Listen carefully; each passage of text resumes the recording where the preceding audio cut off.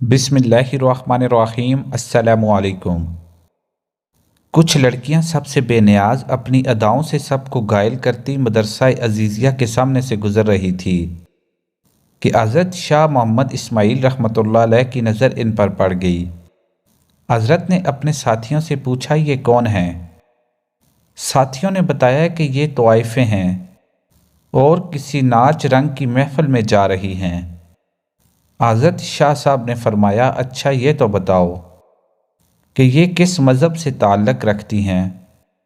उन्होंने बताया कि ये दीन इस्लाम ही को बदनाम करने वाली हैं, अपने आप को मुसलमान कहती हैं। शाह साहब ने जब ये बात सुनी तो फरमाया, मान लिया कि बदअमल और बदकिरदार ही सही, लेकिन कलमा गो होने के नाते हुई तो हम मुसलमानों की बहनें ही, लिहाजा हमें इन्हें नसीहत करनी चाहिए, मुमकिन है गुनाह से बाज आ जाएं। साथियों ने कहा, इन पर नसीहत क्या खाक असर करेगी? इन्हें नसीहत करने वाला तो उल्टा खुद बदनाम हो जाएगा। शाह साहब ने फरमाया, तो क्या हुआ, मैं तो ये फरीज़ा अदा करके रहूँगा, ख्वाह कोई कुछ समझे। साथियों ने अर्ज़ किया, हज़रत आपका इनके पास जाना मुकर्रीन मुसलहत नहीं है। आपको पता है कि शहर के चारों तरफ आपके मजहबी मुखालिफिन हैं जो आपको बदनाम करने का कोई मौका नहीं छोड़ते। आपने फरमाया, मुझे ज़रा बर परवाह नहीं, मैं इन्हें ज़रूर नसीहत करने जाऊँगा। इस अज़्म समीम के बाद आप तबलीग व इस्लाह का अज़्म सादम लेकर घर तशरीफ़ लाए। दरवेशाना लिबास ज़ेब तन किया और तन तनहा नायका की हवेली के दरवाज़े पर पहुंचकर सदा लगाई, अल्लाह वालियो दरवाज़ा खोलो और फ़कीर की सदा सुनो। आपकी आवाज़ सुनकर चंद लड़कियां आईं। दरवाज़ा खोला तो देखा बाहर दरवेश सूरत बुज़ुर्ग खड़ा है।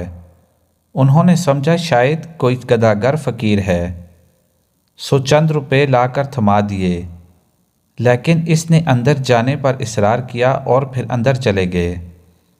शाह साहब ने देखा कि चारों तरफ शम्में और कंदीलें रोशन हैं, तवाइफ़ें तबले और ढोलक की थाप पर थरक रही हैं। इनकी पाजेबों और घुंघरुओं की जनकार ने अजीब समा बांध रखा है।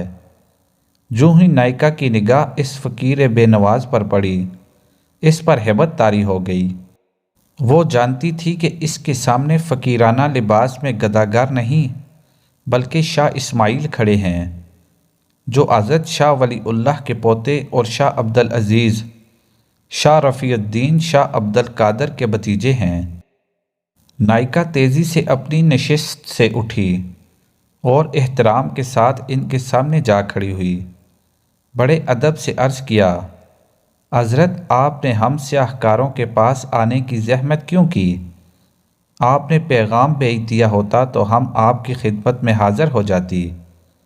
आपने फरमाया, बड़ी भी, तुमने सारी ज़िंदगी लोगों को राग व सुरूर सुनाया है, आज कुछ देर हम फ़कीर की सदा भी सुन लो। जी सुनाइए, हम मुकम्मल तवज्जो के साथ आपका बयान सुनेंगी। ये कहकर इसने तमाम तवाइफ़ों को पाजेबें उतारने और तबले ढोलकियाँ बंद करके वह सुनने का हुक्म दिया। वो हमतन गोश होकर बैठ गईं। शाह इस्माइल रहमतुल्लाह अलैह ने हमायल शरीफ निकाल कर सूरत तीन तिलावत फरमाई। आपकी तिलावत इस कदर जदो आफरीन और पुरसोस थी कि तवाइफ़ें बेखुद हो गईं। इसके बाद आपने आयात मुबारका का दिल नशीन रवां तर्जुमा बयान फरमाया। ये खिताब ज़ुबान का कानों से खिताब न था, बल्कि ये दिल का दिलों से और रूह का रूह से खिताब था। ये खिताब दरअसल इस इल्हाम रब्बानी का करिश्मा था जो शाह साहब जैसे मुखलिस दर्दमंदों और उम्मत मुस्लिमा के हकीकी खैरख्वाहों के दिलों पर उतरता है। जब तवाइफ़ों ने शाह साहब की दिल नशीन अंदाज में सूरत की तशरीह सुनी तो इन पर लर्ज़ा तारी हो गया। रोते रोते इनकी हिचकियाँ बंध गईं। शाह साहब ने जब इनकी आंखों में आंसू की जड़ियाँ देखी تو انہوں نے بیان کا رخ توبہ کی طرف موڑ دیا اور بتایا کہ جو کوئی گناہ کر بیٹھے پھر اللہ سے اس کی معافی مانگ لے تو اللہ بڑا رحیم ہے، وہ معاف بھی کر دیتا ہے، بلکہ اسے تو اپنے گناہگار اور سیاہکار بندوں کی توبہ سے بے حد خوشی ہوتی ہے۔ آپ نے توبہ کے اتنے فضائل بیان کیے کہ ان کی سسکیاں بن گئیں۔ کسی ذریعے سے شہر والوں کو اس واعظ کی خبر ہو گئی، وہ دوڑے دوڑے آئے اور مکانوں کی چھتوں، دیواروں، چوکوں اور گلیوں میں کھڑے ہو کر واعظ سننے لگے۔ تا حد نگاہ لوگوں کے سر ہی سر نظر آنے لگے۔ شاہ صاحب نے انہیں اٹھ کر وضو کرنے اور 2 رکعت نوافل ادا کرنے کی ہدایت کی۔